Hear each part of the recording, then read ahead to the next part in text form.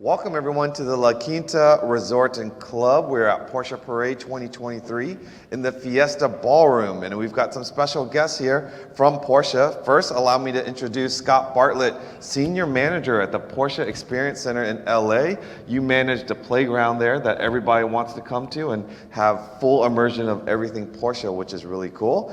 Next, we have Scott Devault, E-Performance Marketing Manager. I look at you and I think of the future of where we're going. So it's going to be very interesting to get your insight onto all the Porsche retro livery projects and the beautiful things that are coming out there, crossing the world of all the stuff that we know from the historical racing past and the colors and the fonts that we grew up admiring, and what you're doing to translate that for the next generation. Definitely. So before we get into that, share with the audience a little bit about yourself. Yeah, so again, Scott Bartlett. I've been with Porsche for now 6 years, starting in Atlanta as the Motorsports and Driving Events Manager. I was there until January of 2021 when I moved out to LA to run the PEC LA. So yeah, it's been an incredible journey. I've been a Porsche enthusiast all my life, a gearhead, and I think that's kind of what helped contribute to some of these projects that Scott and I worked on. So yeah, thanks for having me. And how about you, Scott? How did you get here? Yeah, hello everyone, I'm Scott Devault, E-Performance Marketing Manager at PCNA. Just celebrated my 10th anniversary at Porsche in March. I've had 4 or 5 different roles over my 10 years. Maybe most relevant for today is I was working managing motorsports communications in North America for PCNA 5 years ago, roughly, and since then I've taken a new role, E-Performance Marketing Manager, and helped launch the Taycan and a couple future BEV models that are upcoming in the next couple years. So any performance driving in your personal life? Yeah, that's kind of what led me to Porsche. Was I had a great corporate gig out of college until 2014. Meanwhile, I was racing, I was doing track days, and I turned my corporate life in for life on the road at the track. And yeah, so I raced club racing for a number of years, number of track days. Sebring's my home track, so if you haven't been, make sure you go. But yeah, still a track rat at heart. How about you, Scott? Not anywhere near this guy's lap times, but I've had a few track days and kind of approached Porsche a little bit differently. I tried to join Porsche after undergraduate, submitted and applied for a number of different positions, didn't work out, ducked out to grad school for a couple of years, got my MBA, reapplied to all of the same internships, and was able finally to get my foot in the door, so to speak, and then have just slowly accumulated responsibilities since then. The extra education helped you on that one. It did. I think it was just 2009 was not a great time to look for a job, so it was more waiting my time, getting more educated, and then yeah, coming back and really pushing because Porsche was where I wanted to be. So like many of us here in the audience, you know, the liveries of all the race cars, as we've observed and we emulate and we wear clothes with a special orange arrow and such. How did you get introduced into taking these iconic liveries and applying it to what's next for Porsche? Yeah, so Scott Bartlett and I were working in 2018 when we were approached just in advance of Le Mans by our PAG colleagues. So this was the 70th anniversary. We're now today celebrating our 75th. So 5 years ago, we were approached. We were made aware that we would be bringing to Le Mans a couple of special liveries in Rothmans and Pink Pig that would be adapted to the RSR of 2018. We of course were excited. They've got just Rothmans and Pink Pig have just such a storied legacy to it. We were immediately excited to help out however we could. And we saw the reaction at Le Mans, and we immediately kind of said, how can we get in on the fun? Celebrating 70 years of Porsche, but also getting back into the United States. How do we make that relevant to our market, relevant to our owners and our enthusiasts? And that's sort of how we started to brainstorm of what would be the right fit for late 2018 to bring back. And it was also our 20th anniversary of our very first factory effort at Petit Le Mans. So the race was at Petit, 20 years of our first entry with the GT1, and our 7th anniversary. So it was just on sort of a perfect storm of reasons to do this in North America, and we were excited to to get to work on what became the GT1 livery of the RSR and Petit Le Mans in 2018. So let's not forget, liveries on race cars in the past was a means to have advertising and generate enough income so that you can go racing. So when you go back to these iconic liveries, recently we were at Tech Tactics Easton and we had the 911 Dakar. We certainly recognized that livery. And if you like looked at it from 50 feet or you just looked at the text real quickly, you just read Rothmans.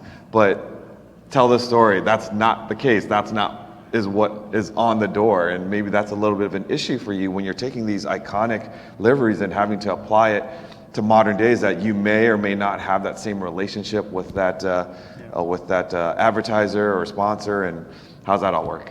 Yeah, I mean, if you think about it, a lot of those efforts too, I mean, it's mixed. There's a lot of factory efforts with historical liveries, but there's also a lot of privateer efforts with very historical liveries. So, you know, it's really challenging because you do have to navigate kind of that red tape of a partner that's been in the past, or maybe, you know, a great example is Shell right now. If you look back at the Shell 962, well, our partner right now in that space is Mobil 1. So it's hard to bring that back without making a lot of waves. So when we were looking at the different liveries to bring back, you know, we had to consider that of, you know, one, what is the story that we want to tell for this race? And really, which one has the most significance and which one is really usable. You know, I think Rothmans is a great example where it's rough roads because obviously we can't have Rothmans on the cars anymore. But we adapted it so it is visually representative of the historic livery. But yeah, in terms of how we identify the liveries, which ones to use, really it came down to first, like Scott said, for Petit Le Mans 2018, why Mobil 1? And what's the story there? And the challenge is everyone has an opinion on a livery. If you ask everyone what their favorite livery is, you're going to get a million different answers. It's like, what's your favorite Porsche color? I mean, we could sit here for the next week and debate the best Porsche color. So it's not too different with liveries. So quick question, I'm an enthusiast, but some of you in here, I'm looking at Manny that probably knows the exact number. How many liveries roughly are there out there that you could have technically chosen from?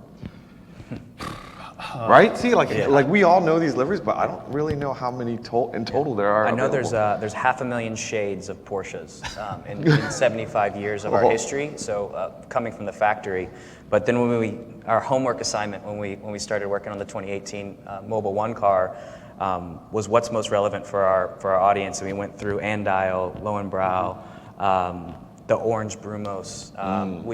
What a fun homework as a champion. Some great historic colors and liveries to consider. And the Mobil 1 just sort of worked best because of the 20th anniversary of the 1998 entry at Petit, because of 70th, and because, to your point, Mobil 1's a current partner. So it was something that we could activate around, and we also knew we had a willing partner in Mobil 1, as well as IMSA, to help us promote and get the word out and showcase it. And that was sort of the snowball. You know, the original Le Mans liveries at Pink Pig and Rothmans into Mobil 1 here in the U.S. and we started to see, okay, this is something we can get behind. So with liveries, of course, you know, the historic liveries on cars, you know, say an early 911 or like say Moby Dick or something like that, you can't just lift off that print, so to speak, and apply it to a modern day car. So how difficult is it? Does that come into, you know, part of your decision making, saying, well, that livery looked good on that car, but we're going to apply it to these cars and it may not translate well? Yeah, I mean, there were cases too, you know, where you put just the Brumos stripe on it and it looks great, but like, what can we do more to celebrate Brumos? How can we be innovative with it? So I think Mobil 1, that was probably the closest representation to the original livery that we took from the GT1. But then for Brumos, if you recall, and you might see in the images here, in the red and the blue, it's little 59. So it's not just red and blue stripes, but it's made up of the number 59 because 59 is synonymous with iconic Brumos. number, yeah. Absolutely. So how do we integrate that part of Brumos history into the livery design and also make it retro, but still fresh? Yep. And that was that interpretation. And how many were chosen at the end of the day? Total liveries to represent in this new era? We had 3 total liveries, but a list of what? All right, now you got to tell me, maybe? like, okay, top 20. What were ones that were almost there? Jägermeister. Jägermeister was a good one. That was a good one. Yeah. That would have been cool. Yeah. Champion was They're still another around. one We as can well. still get them as sponsors, We can right? still, yeah. Yeah. The cigarettes and alcohol is a touchy subject. Martini's even tough, to be completely honest, because one, we don't have an existing relationship with them to just promote, but two, alcohol and cigarettes are very difficult, Yeah. especially when you get globally. Markets like France, you cannot promote alcohol or cigarettes via a racing car or via marketing for racing cars. So it was these little nuances where it's like, okay, we can do this, but there's restrictions with certain partners and certain liveries. So we were able to kind of quickly remove a few of them off the list that just weren't quite right. But it wasn't an easy process. There were so many great options, and we considered, we kept looking at the liveries and how they would look on the RSR, which the 2018 RSR is one of my personal favorite of our factory racing cars, and we loved how the Mobile One turned out, the little nuance, the 59s within the stripes that Scott Bartlett just mentioned, and one of the biggest things we learned from the Mobile One to the Brumos is the merchandise aspect. So the livery was great, but how do we get our fans and our enthusiasts something they can touch and feel and support? And we were able to introduce a few pieces, keychains, hats, T-shirts, and we actually changed the livery of the Brumos car at Daytona between, was it qualifying and the race? Yeah. So after qualifying, cars go in the garage, they close. The next morning it opens up, and we've got 2 Brumos liveried cars to surprise for the race, to surprise the audience for the race. So it was interesting to see and to look back how we grew with each livery. Petite was really on the car. And then from Brumos, we said, okay, how can we extend that livery and tell a story? And bringing Hurley Haywood and his personal experience, we had him drive one of the original Brumos race cars next to the RSR at Daytona. And we're able to capture some content and create films and photography from it. So Porsche does a great job with surprising its fans. What's it like to unveil something like that, like say at Petite? Yeah. And it's interesting because if you look at all the different livery reveals, they were all done differently. And we learned something along the way for every single one. So Petite, we announced it the week before, leading up to Petite Le Mans for the Mobile One livery, which was great. We got a lot of fanfare. But then for Daytona, it's like, again, like Scott said, every time that we do something, how do we make it better? How do we improve it?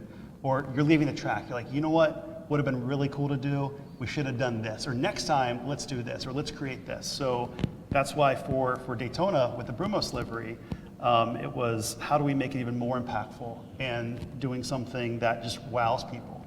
And I remember seeing something in, I think it was Sports Car 365 about Porsche's back with their same old livery. And it's like, we were so excited after Petite, and we're like, just wait. And sure enough, the garage doors opened and it was completely transformed. And I think that is really what makes the big impact. Like, for us, it's seeing that fan response and just that engagement and monitoring social and just seeing everything on your social feed, just like, did you see what Porsche did? They did an overnight livery swap. Like, it's just, it's spectacular. And that comes from the heart because Scott and I are both fans. We're in the same spot that you are. We love racing, and we have the ability to change things from the inside and kind of do it with, I would say, minimum oversight. Yeah, I think that's one of the interesting parts about it. We were filming, I think, with the Coke livery, and we're like, we haven't asked approval for any of this aside from the partners that we were showcasing, i.e. Coke or Mobile One.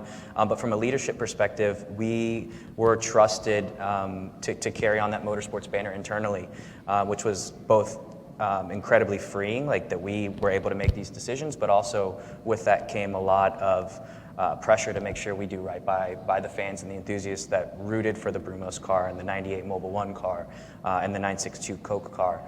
To make sure that it was representative of it, but it built on that legacy. So I've got to imagine when you do something like that, all the fans, which we know the liveries, but this new reinterpreted version of it, and then there are people that are in our club race world, there's people at Porsche Motorsports, and then there are people with street cars that go, how do I get that for my car? And how do you answer that question? Oh man, I don't think we can.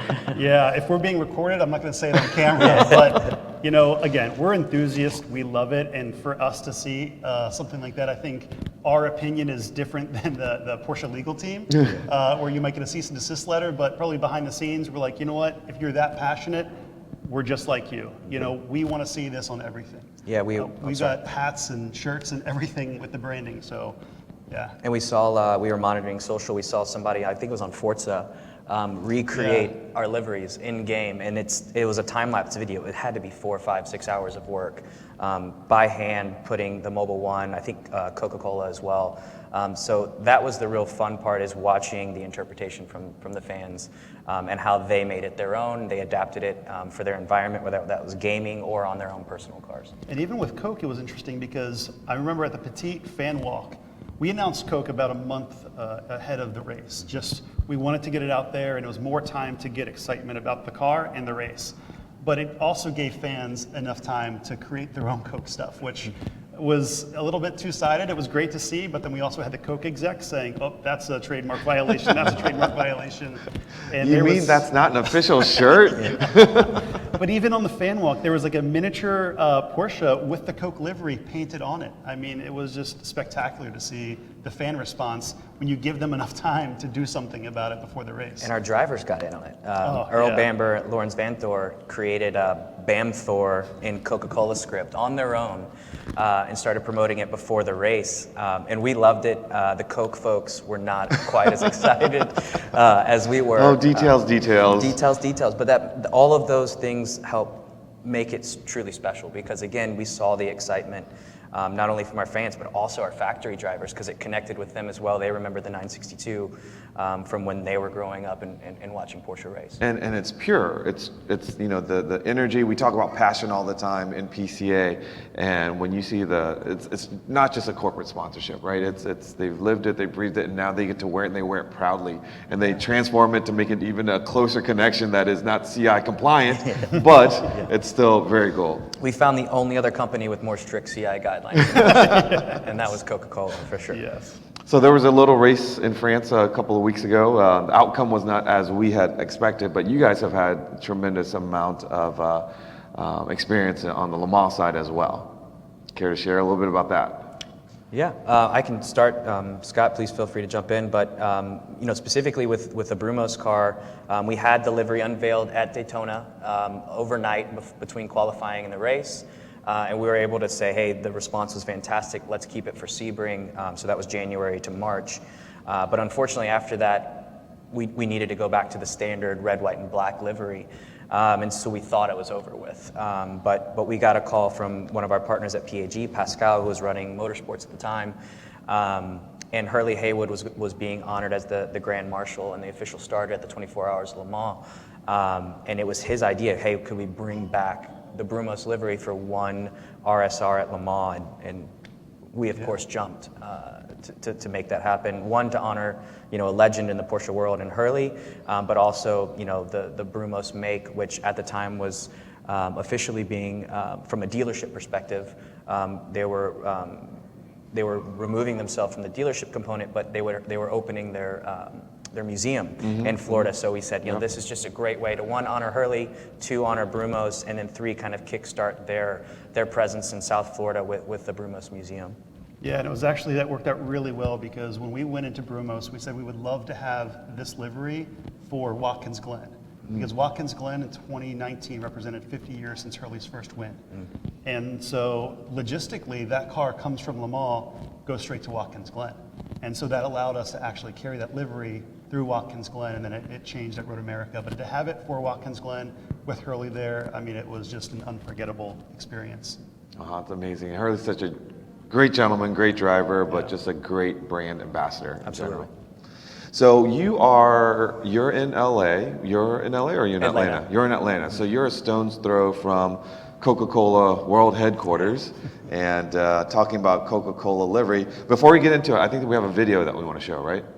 Yeah, we can maybe just show the quick video if it's easy to pull up, and then we can talk about how it was put together, how Coca-Cola in general came together. Because after Watkins, we really set our sights on how do we really bring home the racing season in a big way.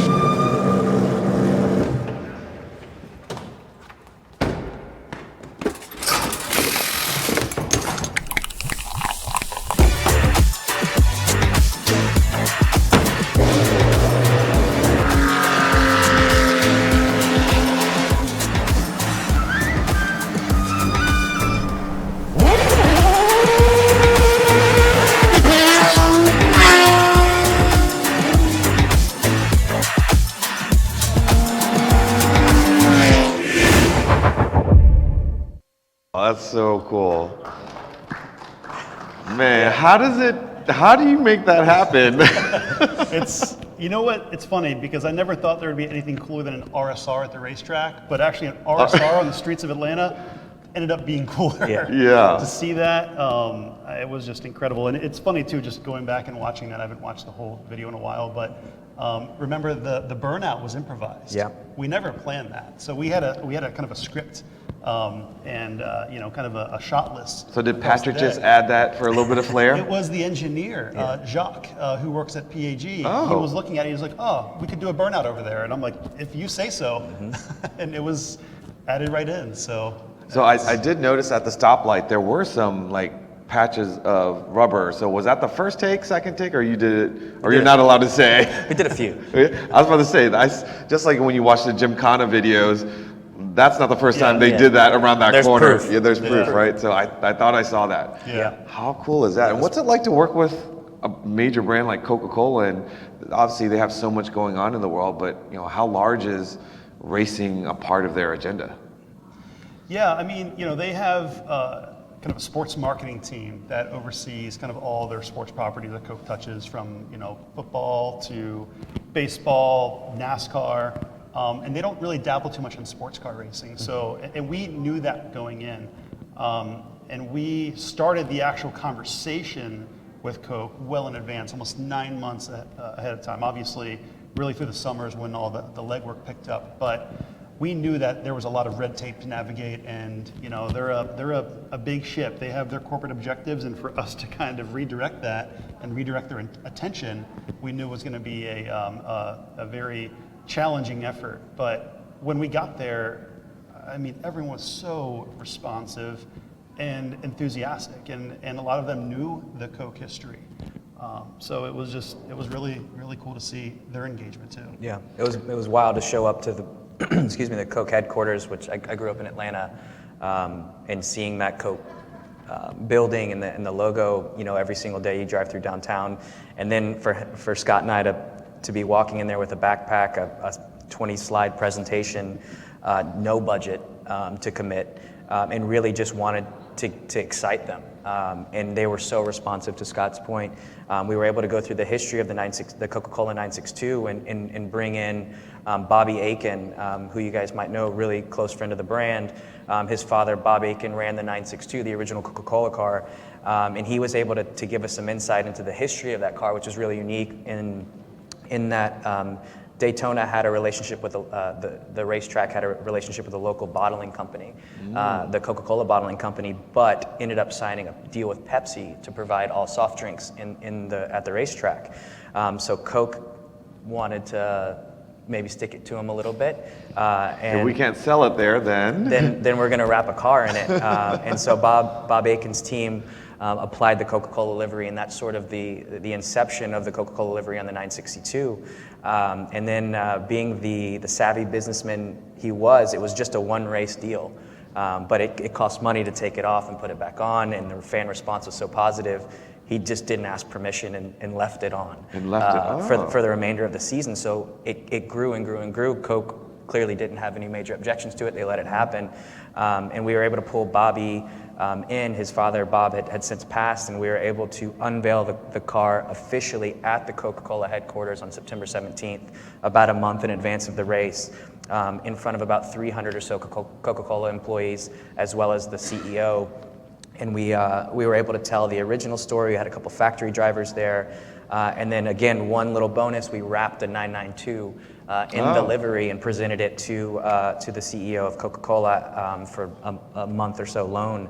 And it was really cool to see. His first instinct was, how do I share this with my employees? And he said, anyone that sends me an email, I'm taking you for a ride in this car. And everyone, at the Coca-Cola place started to email the CEO to get a ride in this Coca-Cola wrapped 962. So it was great to just see the spirit from Coke from the very beginning, a true partnership, because no money was exchanged. There was no licensing deal. It was simply a value in kind exchange where they were able to help us promote, most importantly, allow us to display the Coca-Cola IP. But then also their bottling company in Atlanta gave us 6 out-of-home billboards. They're like, we own these, and this is the coolest thing we've ever seen. We want to put it on there. So that's several $100,000 worth of media value that Coke came out of the blue with. That was not part of the agreement, and it was just things like that people got excited and wanted to add to it. And that was the spirit of the Coca Cola partnership, really from the first time we met with them. Yeah, there's just so much passion, everything. I mean, 2 iconic brands, Porsche and Coca Cola. I've got to imagine the city of Atlanta, the state of Georgia, was getting the permits and getting the ability to do what you did. Was it relatively easy? No. Still not? No. So we worked with JF Musial, who's a director. He owns a company called Tangent Vector, to film everything. And when we work on a project, we take a look at the creative and we try and find what's the most difficult part of it. Is it the car to car?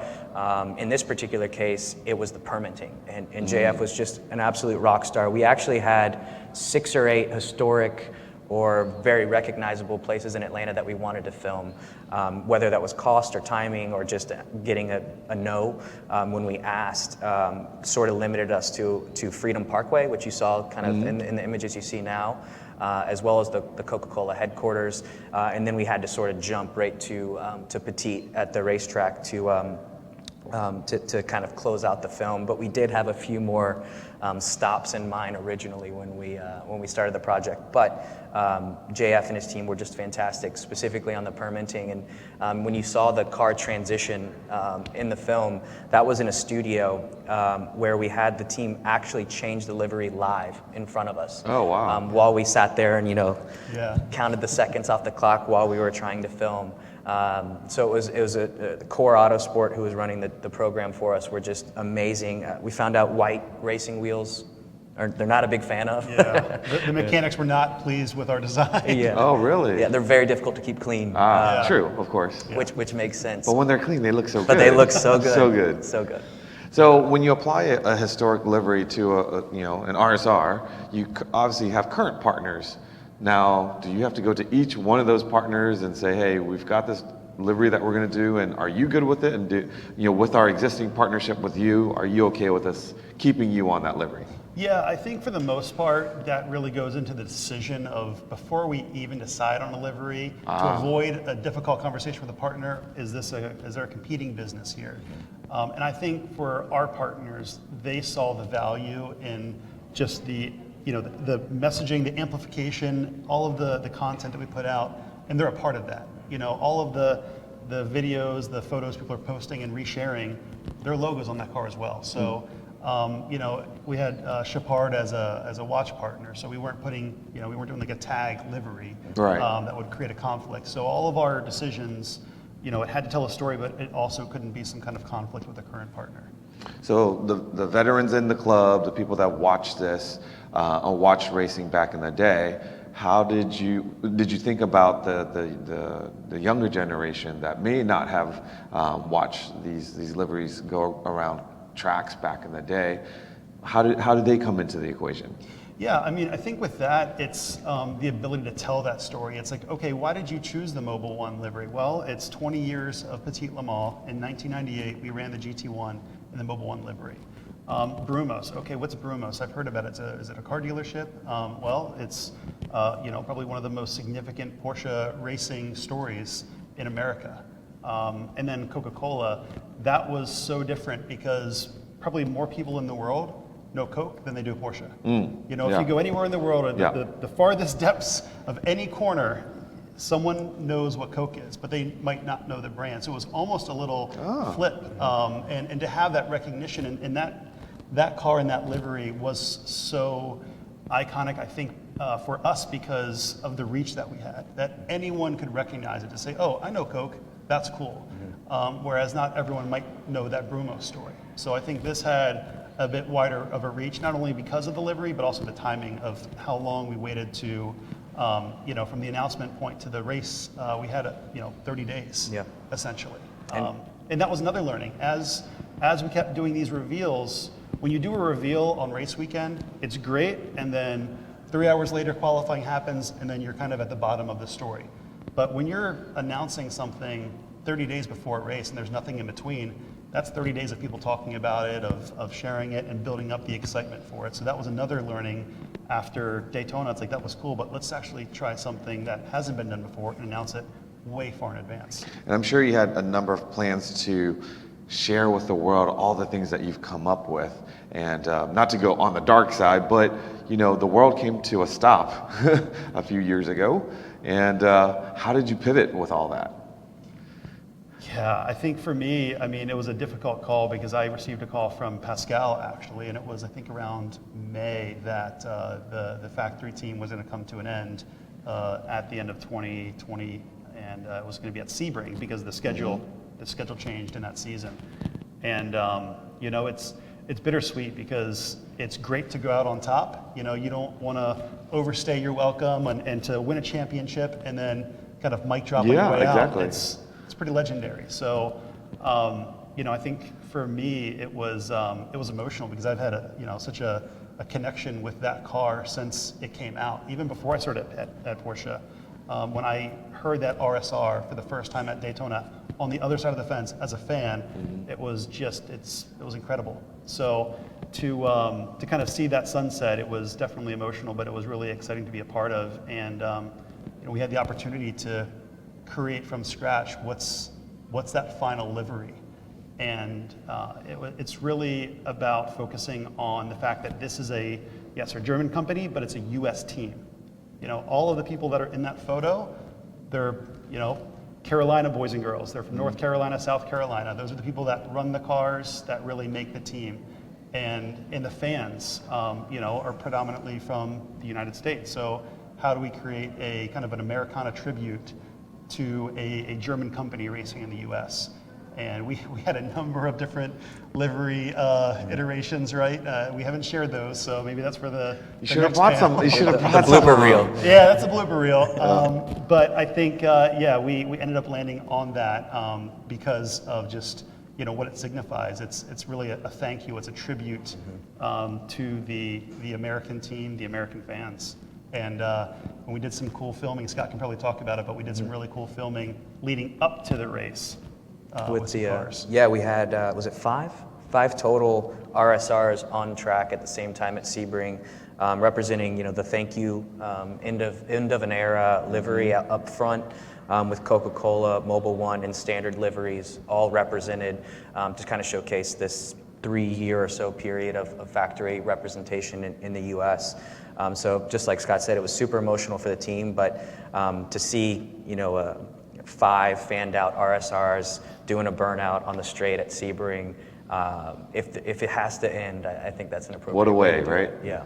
And we ended with a bang because IMSA was not happy that we were doing extra laps. So I think we got some testing. We didn't really brief the drivers on like, all right, then afterwards you're going to do this. So I think Patrick did a burnout. It's much easier to do it in that process than yeah. to try to get permission in the beginning. Ask forgiveness. Yeah, so Patrick did a few extra burnouts in the front straight. I think John Bennett did a few extra laps, and we had IMSA yelling at us on the radio. I mean, what a cool way to go I don't know. out. I can't reach them. They're not picking up.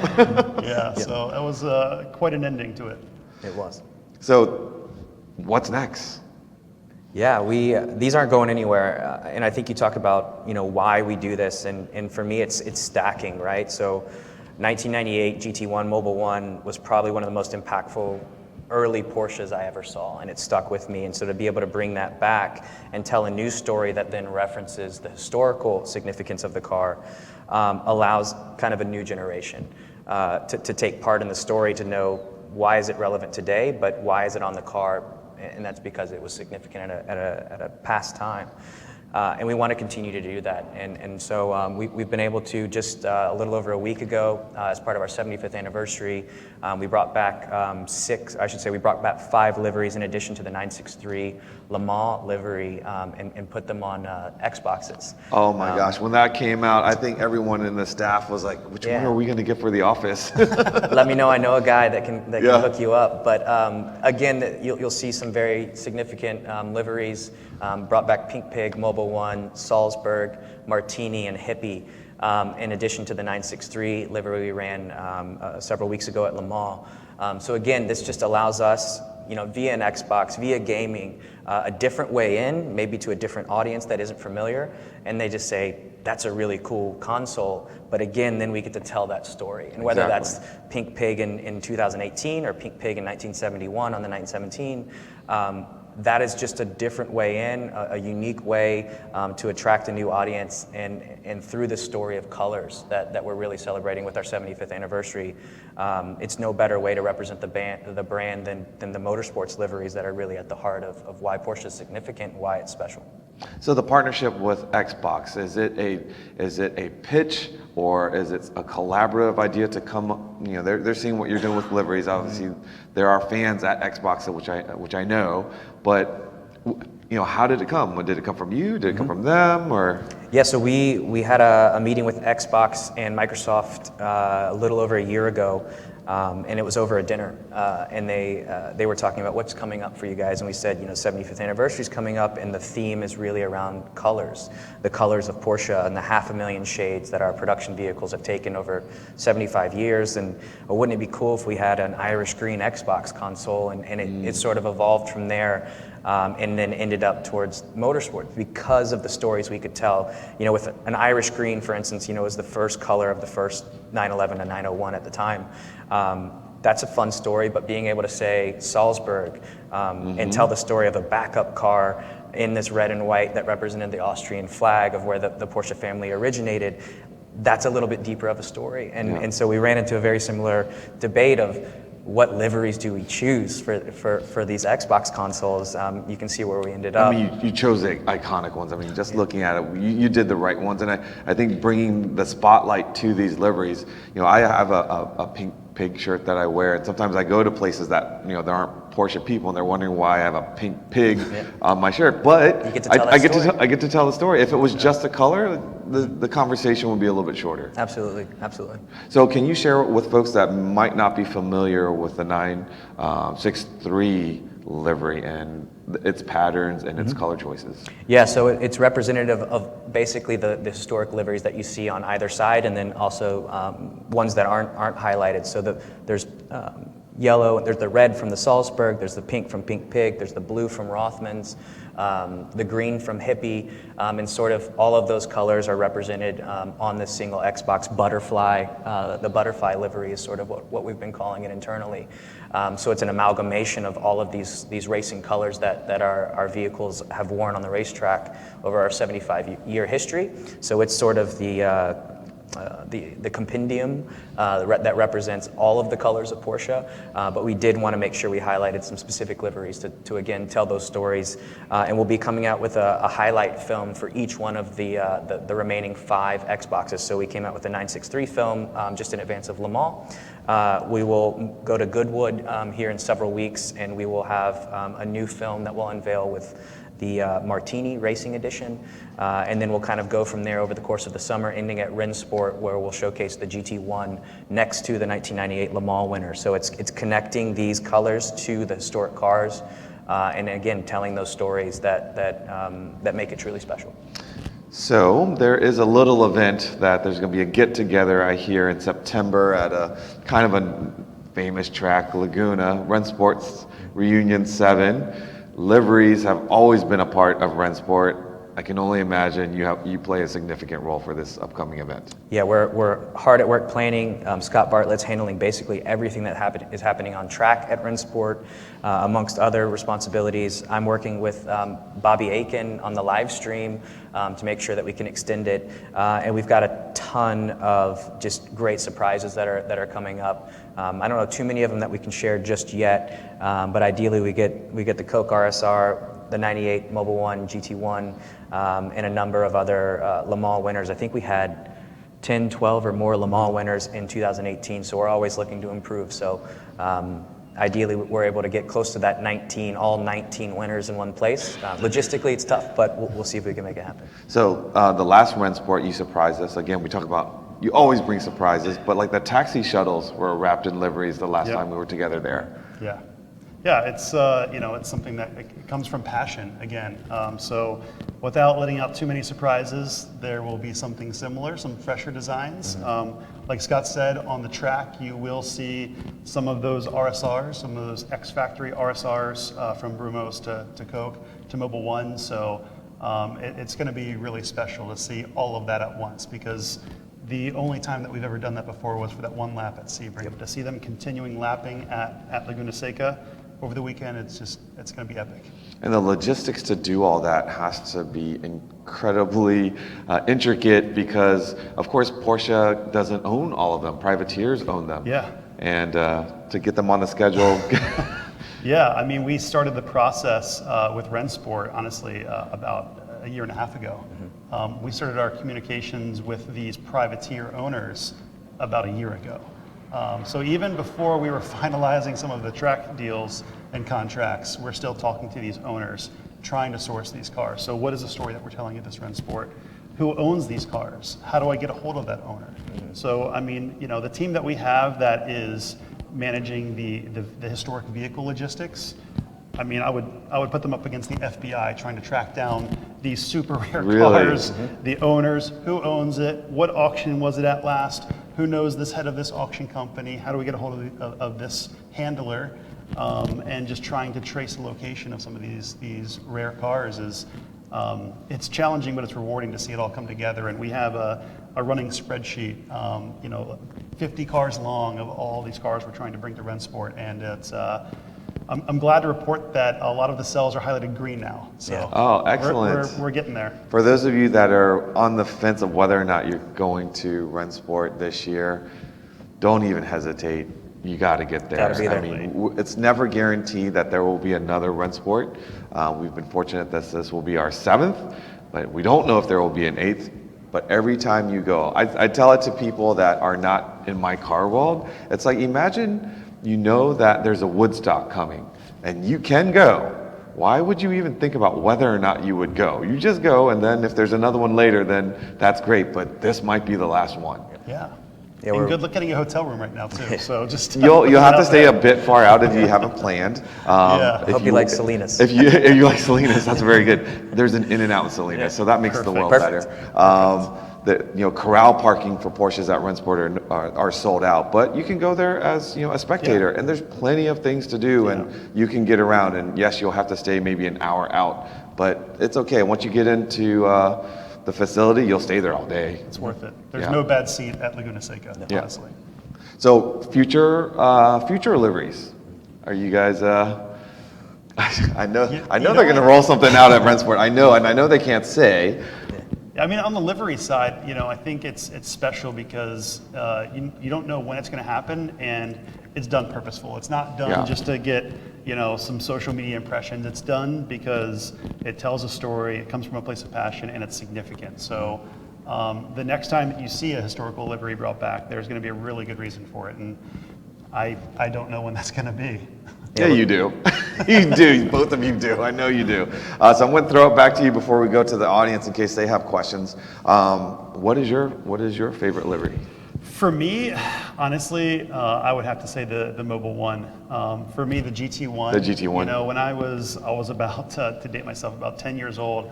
When I was really remembering what that car was, the original GT1, and to see that come back at Petit Le Mans, and to see just the fanfare around it, because that was our first historical livery. Like, we went to Le Mans, we saw the reaction, but to really be a part of something and to see the shock and the response and just the passion that everyone else shares about it, there's no better feeling.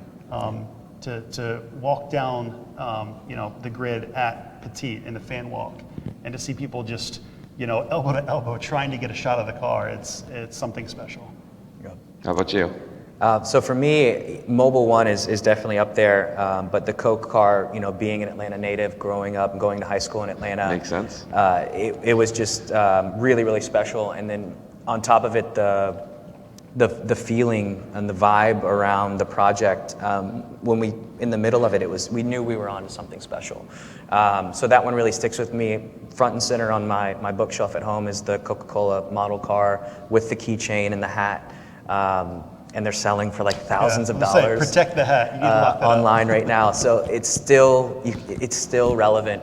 It's still unique, and the enthusiasm around it, personally for me, was just something that, still to this day, one of the top things I've done at Porsche. So you two are probably the closest that I'll ever get to livery or historic livery professionals, experts. Maybe Manny here can give you a run for the money. So I've always loved the Salzburg livery, but my favorite color is green. And when I was at Techno Classica earlier this year, there was a green Salzburg livery style car. Where did that come from? How did I didn't know that car existed. Manny, or do you guys know? Let me just say, come to Rennsport.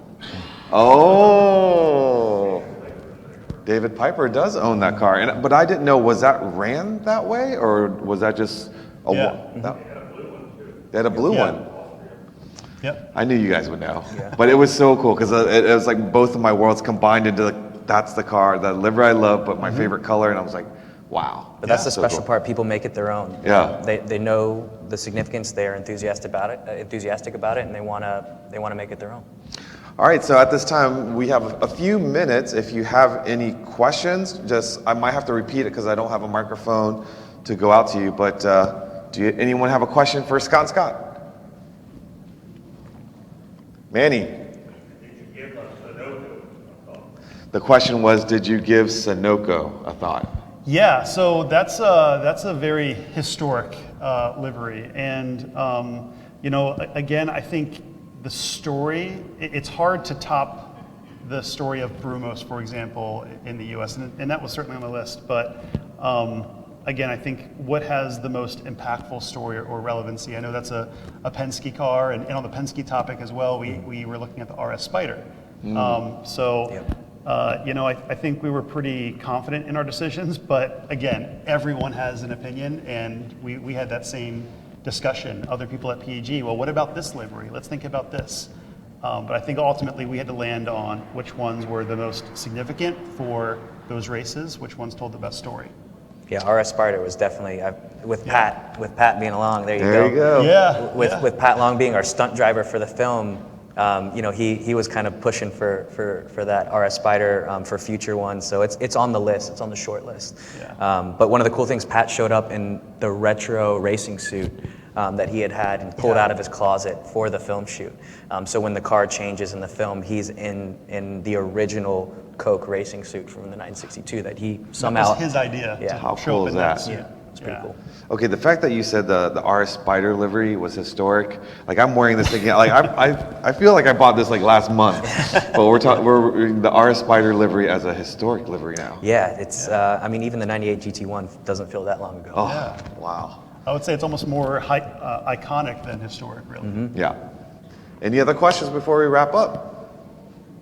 Scott, thank you very much for joining us. Thank you. I hope you spend a little bit more time with us here at Porsche Parade, and until next time. Thanks so much. Thank you. Really appreciate it.